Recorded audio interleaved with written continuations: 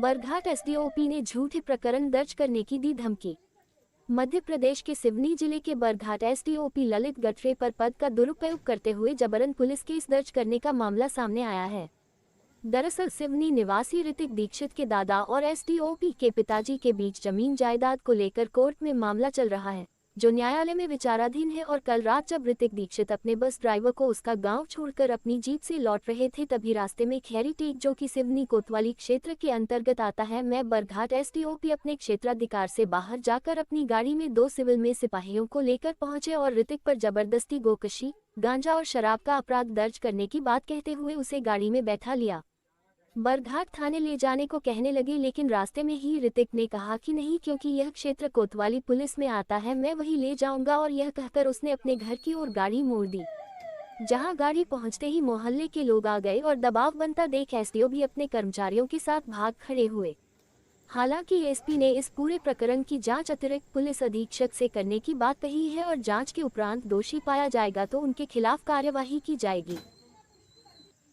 Driver का मतलब अस्पताल में एडमिट था, उसको हम लेके गए चिकली, उसको मतलब छुट्टी करवा के घर छोड़े। अब वहाँ से वापस हो रहे थे तो सीलादही और खेरी टेक के बीच में डीएसपी साहब मिल गए। उनसे हमारा मतलब पुराना मतलब घर का विवाद चल रहा है। तो उन्होंने मतलब अचानक हमको मतलब आप बोले गो तस्करी कर रहे हो, ये कर रहे हो, वो कर रहे हो, बोले बकरा बकरी ले जा रहे हो, ऐसा वैसा बोले।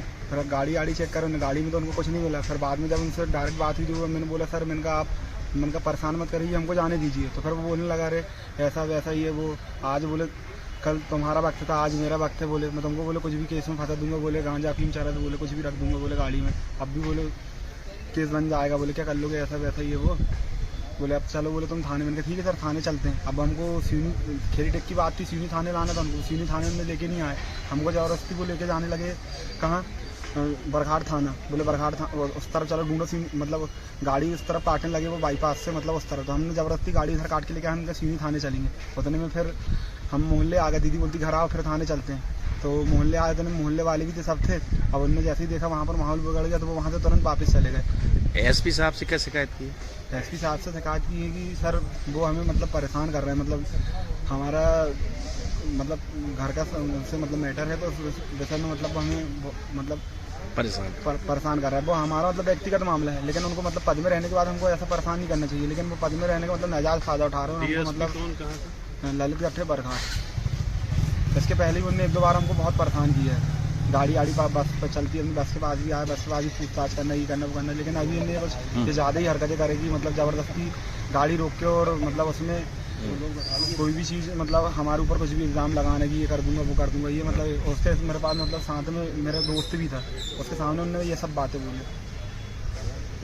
ये प्रकरण में मेरे पास ऋतिक दीक्षित और उनके परिवारजन आए थे, उन्होंने शिकायत की है कि ये जो एसडीओपी बरघाट हैं ललित गठरे, उनके द्वारा उनके खिलाफ जानबूझकर ऐसी कार्रवाई की जा रही है जो पुराने किसी मामले से प्रेरित है। इस संबंध में मैंने चूंकि एसडीओपी के खिलाफ जांच थी तो उनके खिलाफ जांच को एडिशनल एसपी जो सिवनी एडिशनल एसपी है जीडी शर्मा, उनको जांच सौंपी है। जांच के उपरांत जो भी तथ्य आएंगे उस अनुसार कार्रवाई की जाएगी।